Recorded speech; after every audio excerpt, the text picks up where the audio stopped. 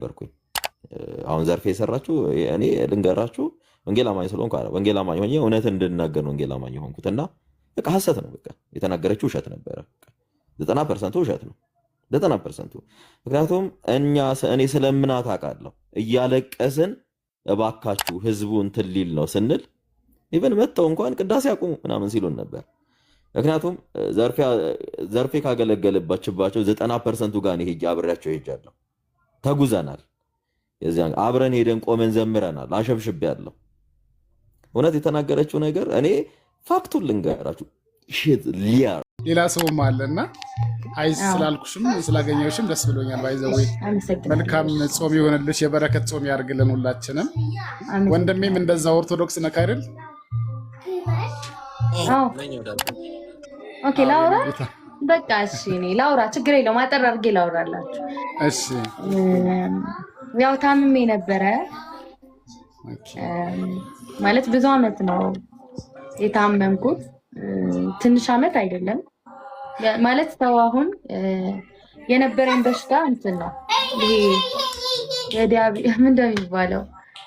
ይሄ በሽታ ኖርማል ይሄ ምናምን ሳይሆን ሌላ ይሄ መንፈስ ነገር ሆኖ መንፈሱ ግን በየጊዜው ኩላሊት በሽተኛ ያደርገኛል።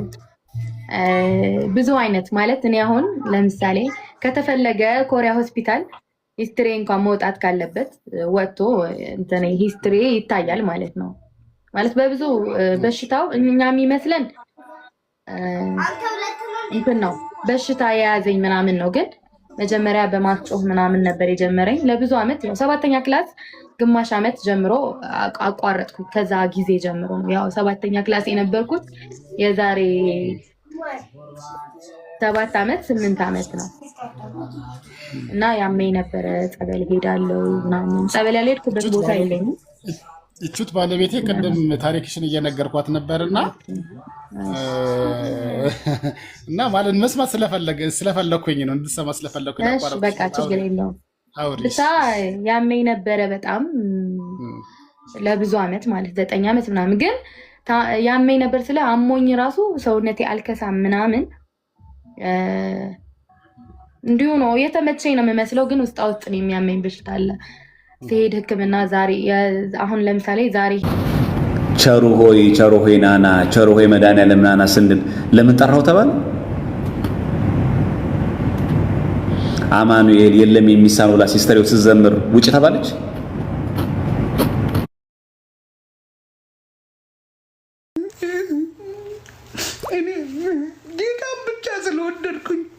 ጌታን ስለወደድኩኝ የት መሄድ እንዳለብኝ አላውቅም። ምን ማድረግ እንዳለብኝ አላውቅም። እማውቀው አንድ ነገር ብቻ ነው፣ እሱም ኢየሱስን ነው። በቃ ጠራዋለሁ። አብራት ታለቅሳለች ደግሞ ጀለሷ። ኢየሱስ ልዘምር ከማለት ውጭ ምን ይላል እግዚአብሔር ቃል?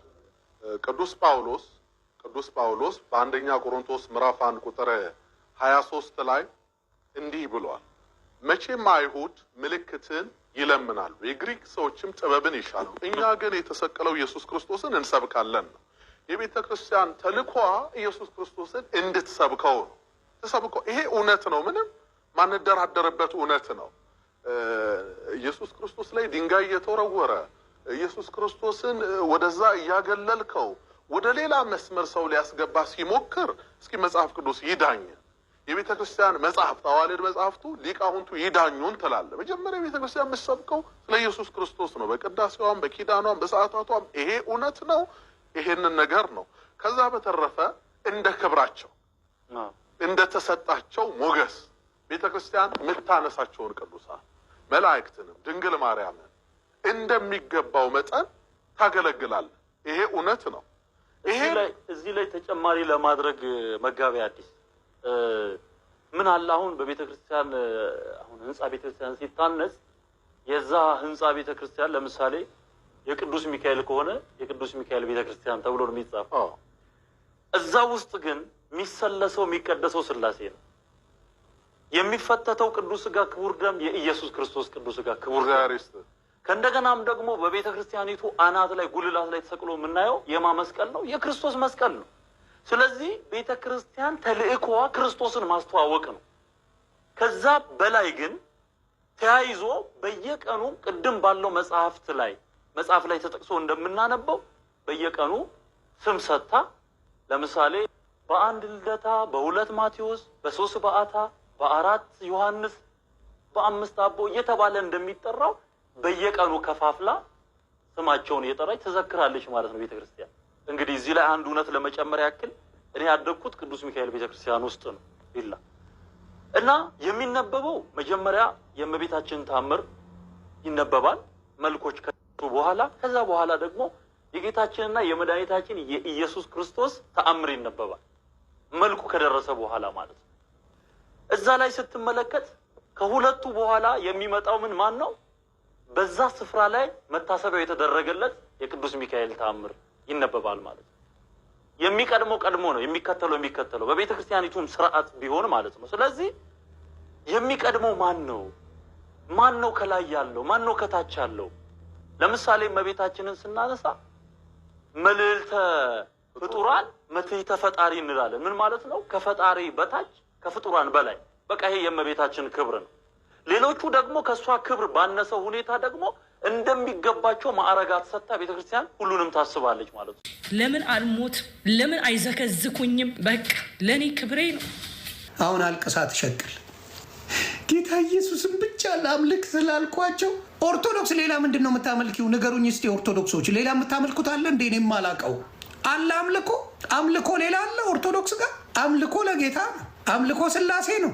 አምልኮ ሌላ ቦታ እየታለ ክርስቶስ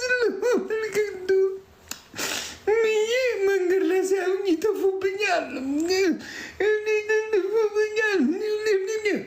ተበላበት ሃይዌይ ላይ ማለት ነው። አሁን ውጪ በቃ ይለኛል። ታውቂያለሽ፣ በጣም እታገላለሁ፣ እጮሃለሁ። ጌታ ኢየሱስ እርዳኝ እላለሁ። በቃ ኢየሱስ አድነኝ። በጣም በቃ የሆነ ጨለማ መጥቶ ይከበኛል። ራሴን በቃ ጠላሁ።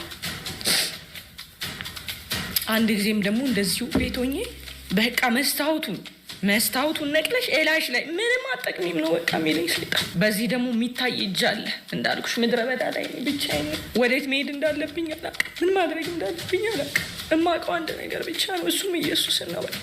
ያኛው በጋሻው ነደደች፣ ካሴቴን ስላቃጠሉ ሻሸመኔ ነደደች፣ ኦርቶዶክስ ነደደች ብሎ አንጀቴ ቅቤ ጠጣ ብሎ አረመኔነቱን አሳየ። ያቺን ነገር አቧራ ለማንሳት አሁን መጣሽና እኔ ኦርቶዶክስ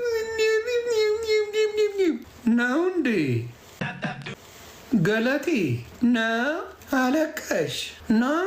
ሰዓቱን አላወቅሽም።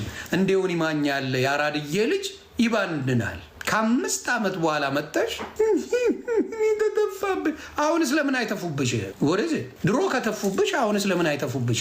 ከመኪና ወጥተሽ 75 ማይል እየሄዳለች።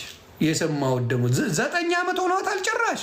ፕላስ አይተህ ከሆነ አንተዋን ባንንክ ምን ባንንክ መሰለ ኦርቶዶክስ ልክ ኢየሱስ ክርስቶስ ውሸት አምናት በቃ ማንም አልተፋባትም። ድንጋይ አልወረወ። ይኸው እኔ እውነት ትፈልጋላችሁ አይደለ? 9 ዓመት ቆይታ መታ እንዲህ ሁል ጊዜ አጀንዳ መሆን፣ ህዝብ ከህዝብ ለማባላት፣ ሰው ከሰው ለማጋጨት። በዚህ የሚከብር ክርስትና አለ ክርስቶስ አለ ብሎ ሚያምን ካለ እኔ ይሄ ክርስቲያን አይደለም ለኔ። ከእኔ አብሬያት ዋጋ ከፍያለሁ። ትምጣት አብሬያት ቆሜ ላወራት እችላለሁ። ገጠር ለምንናቸው ሁሉ እኮ አይሄዱ ለምንናቸው። እኛ እኮ ከሆቴል እየለመንን እውነት እነዘርፌ ከኦርቶዶክስ ጋር ያጣላቸው ኢየሱስ ስላሉ ሳይሆን ጥቅም ነው። የሻሸመኔው ጥቅም ነው። በቃ ገንዘብ ነው።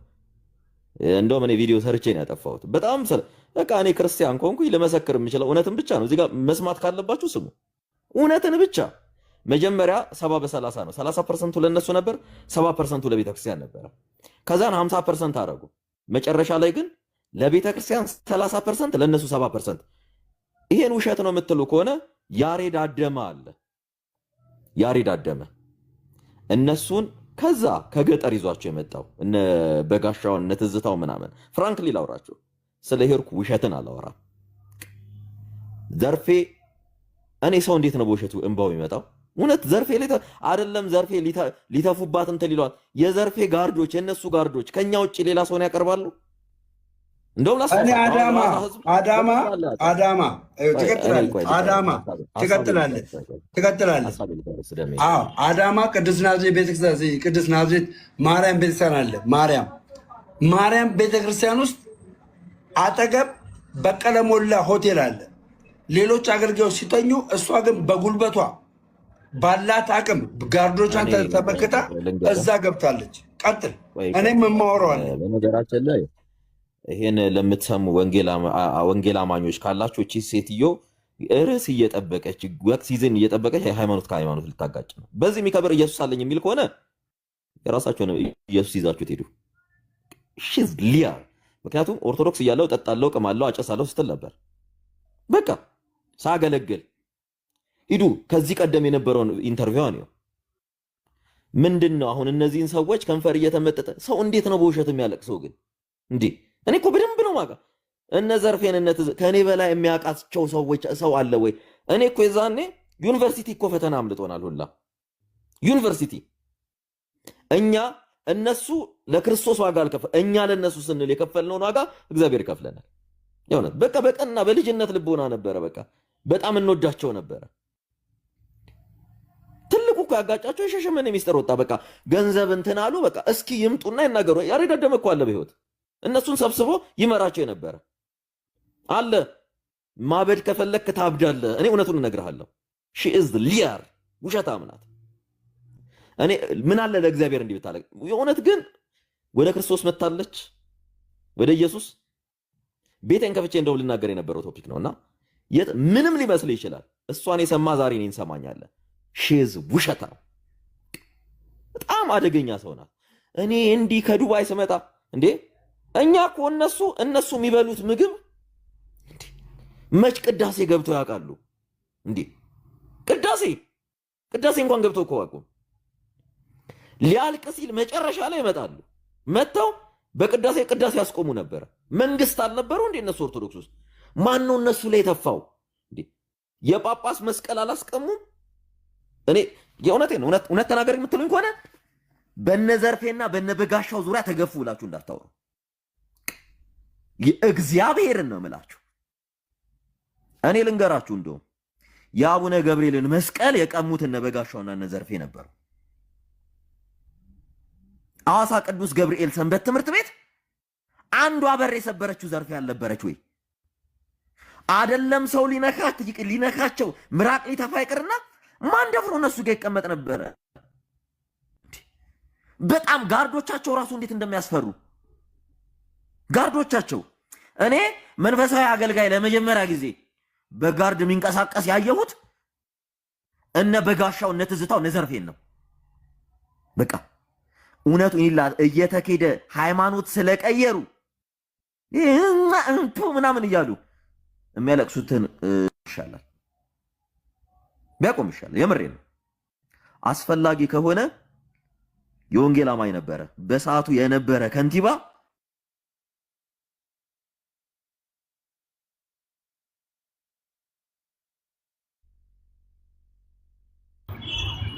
ፋሚሊያንስ ታብታብ አድርጉ። የአዋሳ በሰዓቱ የነበረ በደንብ ስሙ። በሰዓቱ የነበረ የደቡብ ክልል ከንቲባ የአዋሳ ከተማ ከንቲባ ሄዳችሁ የእውነት ነው ጠይቁ። እኔ የወንጌል አማኝ ራስህን ይዘህ የምታድን ከሆነ አድን። ከእንደነዚህ አይነት ግን አጭበርባሪዎች ራስህን ጠብቅ። በጣም ውሸታም ሰው እንዴት ይዋሽባው ይመጣል? በእነሱ የተነሳ ይሄ አንገቱ አገጩ የሞተ ሰው አልነበረም? የዛኔ የተደበደበ ሰው አልነበረም? እነሱ የዛኔ እኮ ሲሄዱ የነበሩት በምን አይነት መኪና ነበር? ይኸውላችሁ ይሄ በጭፍንነት ሰው የምትከተሉ ሰዎች ኦርቶዶክሳውያንን እንደ ሴጣን አድርጎ ለመሳል የምትሄዱ ልንገርህ እውነቱን እነ ዘርፌ ቤተክርስቲያንን ሳያቋት ልንገራችሁ አይደል? አንድ መዘማሪ 10 መዝሙር ሲያወጣ አንዱን ነው ለቅዱሳን መዘመር አለበት። 9ኙ ስለማን ነው? ስለ ክርስቶስና ስለ ስላሴ ነው። እኔ እውነቱን ሂዱ። ውሸት ነው ሰሙ ካላችሁ ባክ ሂዱና እዩ። ኢቭን ካሴት ለማውጣት እንኳን መስፈርቱ ይሄ ነበረ። በጣም የሚገርመው ነገር ይሄ እንትን ቲልት አርጎ ምናምን እየተዋሸ ምራቅ ተተፋ እንዴ! ወንጌል አማኝ ከሆነች በኋላ ምን ጥሩ ነገር እየሰራች ነበር እንዴ? ሂዱና እስኪ ኢንተርቪዋን ይሁንና እስኪ አሁን ጠያቂ ጀነሬሽን ይፈጠር፣ እኛ ጋር የሚመጡት ሰዎች ጭንቅላታቸው ጤናማ ነው ወይ ብላችሁ እኚህ እኮ ነገር እናንተም አይበጇችሁም። እስኪ ቁጭ አርጉና ቪዲዮ የዛሬ 2 ዓመት 3 ዓመት ሰራችሁን ቪዲዮ ቁጭ አርጋችሁ አሁን ከምትናገሩ ውሸት ጋር ቁጭ አርጋችሁ ይሁ ኦርቶዶክስ እኮ ቅማለሁ ጠጣለሁ እያለች ነበር፣ እያገለገልኩ ሐሺሽ አጨሳለሁ ስትል ነበረ። ዛሬ ምንድነው አዲስ ነገር ተፈጥሮ ያስለቀሳት ከ9 ዓመት በኋላ ምንድነው? ሺሻ እየሳበችን ነው። አሁን ቤት ከሆነች በኋላ ሺሻ እየሳበች ነው። ቆይኛ ቪዲዮ እኔ ኖ ፎቶ አለ ፎቶ አለ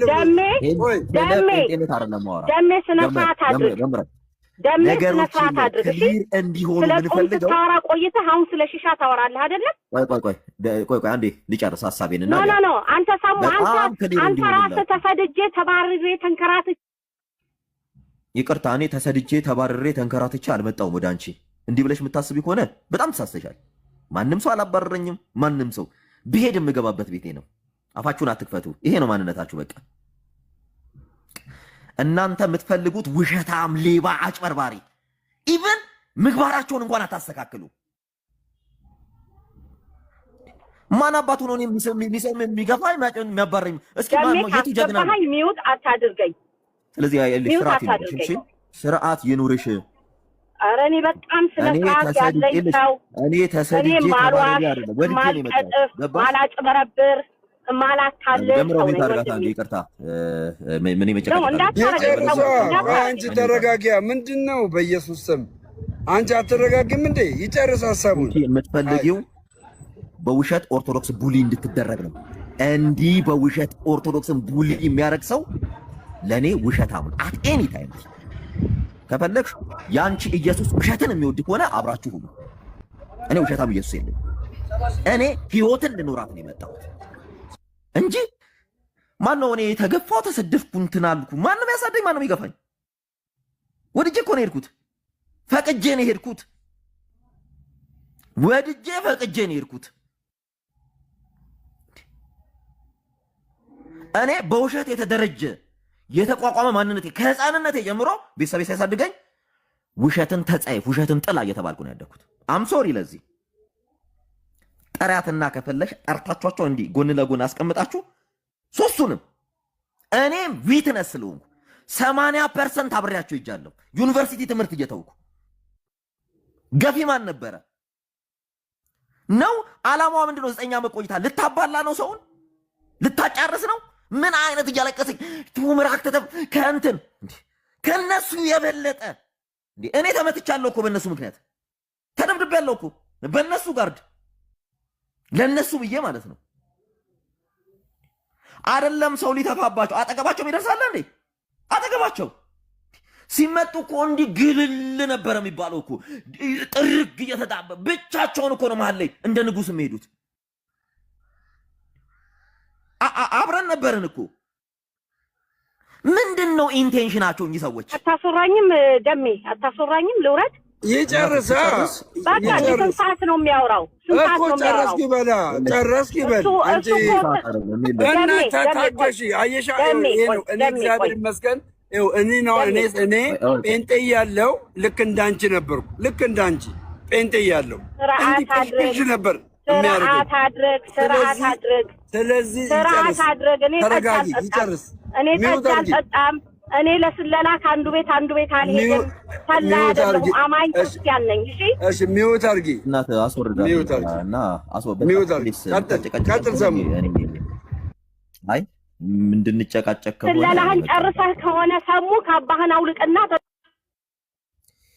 በነገራችን ላይ እኔ እንዳንቺ በባዶ ጭንቅላት ክርስቲያን ነኝ እያልኩ ምጮህ አይነት ሰው አይደለም። ገባሽ? በባዶ ጭንቅላት ቸርች የላችሁ ምን የላችሁ ማህበራዊ ሚዲያ ላይ ቁጭ ብላችሁ የሰው ሃይማኖት በእውቀት አትሳደቡ ምናምን። ምክንያቱም የምትወዱት እናንተ ወንጌል አማኝ የሆናችሁት ኦርቶዶክስን ለመሳደብ ነው እንጂ ሌላ ምንም ምክንያት ኖሯችሁ አይደለም። ክርስቶስ ገብቷችሁ አይደለም። ክርስቶስ ገብቷችሁ አይደለም። ይሄው ልንገር፣ እኔ ውሸት ተናግሬ ውሸት አልቅሳ ውሸት እኔ ልቀበላት፣ እኔ ምስክር ነኝ። አምጧቸው፣ ማንንም ሚዲያ ያለ ሰው እነ ዘርፌን አስቀምጧቸውና ዘርፌ የተናገረችው እውነት ከሆነ ዘርፌ የፈለጋችሁትን ቅጡኝ። ምክንያቱም እኚህ ሰዎች በጣም በኢትዮጵያ ምድር ላይ ጸብ የሚጭሩ ሃይማኖት ከሃይማኖት ሊያጋጩ አጀንዳ እየፈጠሩ የሚመጡ ጸረ ወንጌሎች ናቸው። በጣም ይቅርታ። እነዚህ የሚከተሉትን ክርስቶስ እኔ ይቅርብኝ። ከፈለጋችሁ ወቁ፣ በደንብ ወቁት። ስለማያውቃት ነው የምነግራችሁ። በደንብ ዋጋ ስለከፈልኩባቸው እና እግዚአብሔር አምላክ ማስተዋል ጠቡን ይስጥሽ እና በተለያየ መንገድ አሁን ህይወትሽንም በማቆሸሽ ከዚህ ብትርቂ ጥሩ ነው። ይሄን አብይ ጾም ተጠቀሚበት።